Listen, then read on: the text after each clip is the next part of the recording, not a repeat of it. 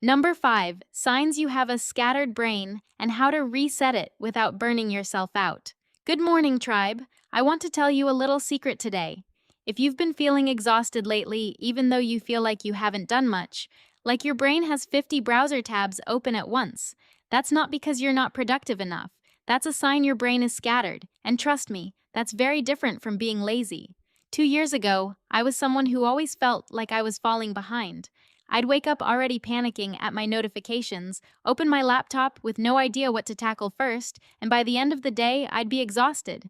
But if you asked me what I actually did, I honestly couldn't tell you. Now, completely different. Not because I became busier, but because I learned to recognize the signs that my brain was scattered, and I found a way to reset it without forcing myself to work harder. So today, I want to share 5 signs that you're experiencing a scattered brain, and more importantly, how to fix it without making yourself more exhausted. Because honestly, the solution to overwhelm isn't work harder. The solution is a lighter structure. Let's get into it. Why this matters first. Before we get into the 5 signs, let me give you a bit of context. Our brains have something called decision fatigue. The more small decisions you have to make throughout the day, the faster your mental energy drains, even before you get to the things that actually matter. Studies have shown that people who make a lot of small decisions early in the day, what to wear, what to eat, where to start working, end up making noticeably worse decisions by the evening. So if you feel scattered, it's not about not caring enough. It's that your brain is running out of fuel to think clearly. This is key to understand before we move on, because it's what makes today's approach different. It's not about adding more effort, it's about cutting the unnecessary weight. Sign number 1, your to-do list never ends, it just keeps growing. This is the easiest sign to spot. You make a to-do list in the morning, it has 10 to 15 items, and by the end of the day, you've crossed off maybe 3. The rest rolls over to tomorrow, plus new items get added. It feels like running on a treadmill, exhausting. But you're not actually moving forward. I used to have this bad. My to-do list was a mess of everything mixed together, from send an important email to untangle that charger cable. Every level of urgency was lumped into one list, and my brain had no idea what to prioritize, so I'd end up not getting to the things that actually mattered. The fix: break it down to a maximum of 3 or 4 items a day, using a simple version of the Eisenhower matrix: important and important but not urgent but not important, and everything else gets cut from the daily list. Try this tomorrow morning.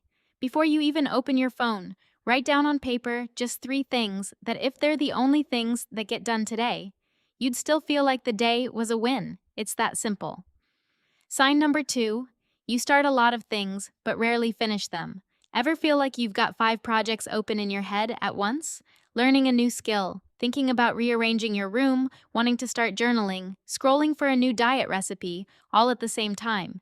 Everything feels urgent, everything feels important, but none of it ever actually gets finished. Psychologists often call this cognitive overload. Our brains are great at holding on to ideas, but they weren't built to hold many open projects running at the same time.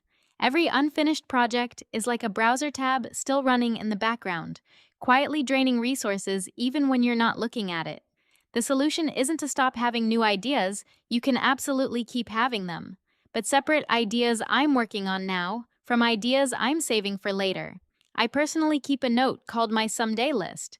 Whenever a new idea pops up while I'm focused on something else, I don't switch immediately, I write it down there first. My brain feels lighter because the idea isn't lost, it's just parked for later. Trust me, this is simple, but it completely changed the way I work.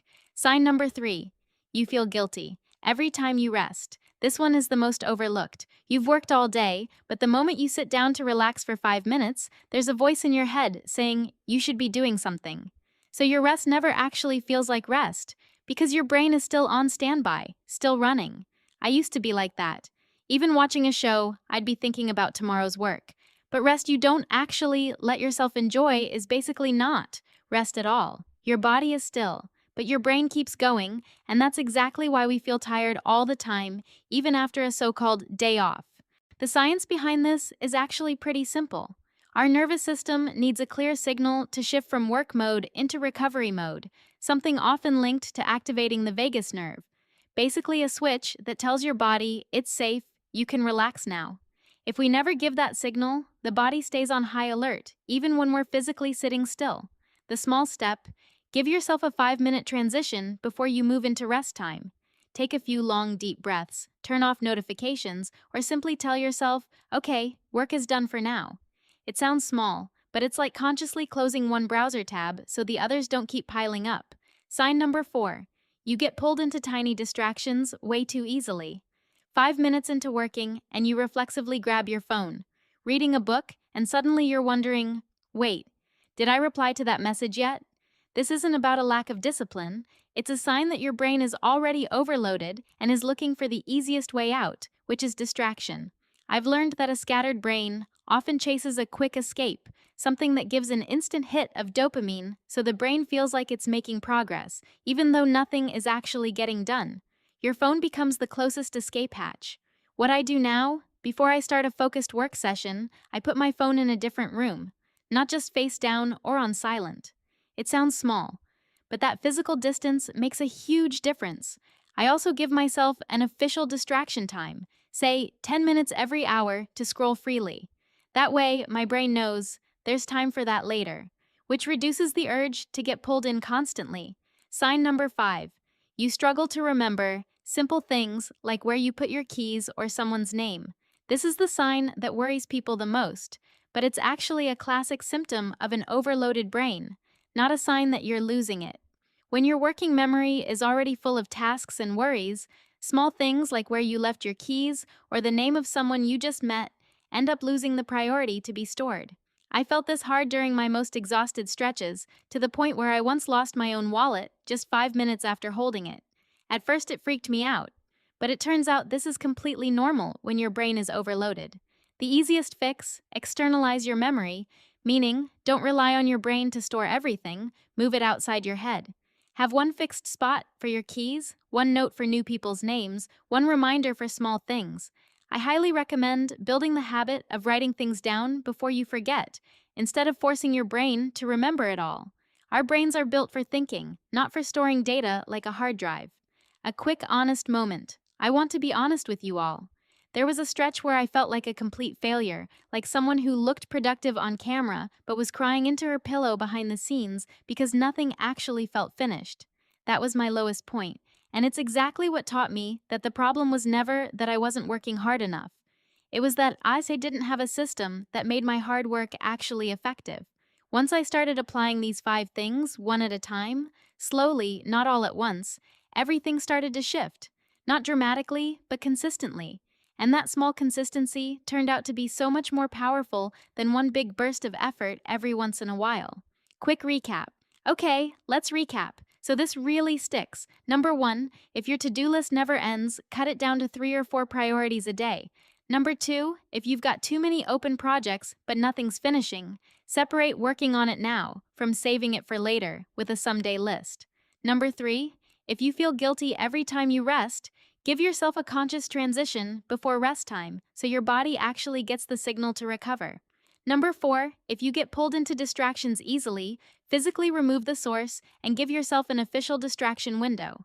Number 5, if you struggle to remember small things, externalize your memory, write it down, don't just rely on your brain. Closing. This isn't about becoming some flawless version of yourself who's never scattered again. Everyone, including me, cycles back into that scattered phase sometimes.